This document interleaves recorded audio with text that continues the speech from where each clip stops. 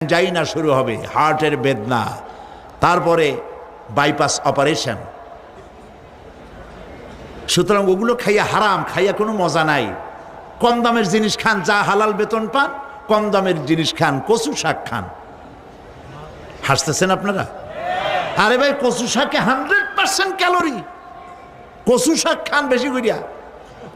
বিদেশি apple, apple তো আমার দেশে হয় না। বিদেশি আপেল বেশি না খাইয়া দেশের পেয়ারা খান, 2টা আপেলের সমান 1টা পেয়ারা।